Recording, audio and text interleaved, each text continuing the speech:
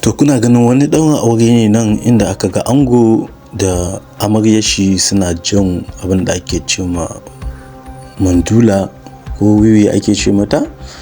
To sai aka ce wannan haɗin yayi saboda duka ka samu irin taka.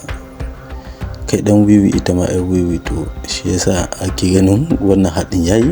To da Allah me ra'ayoyinku game da irin wannan ɗaurin aure da aka yi tsakanin ango ya zuƙa amarya ma ta zuƙa?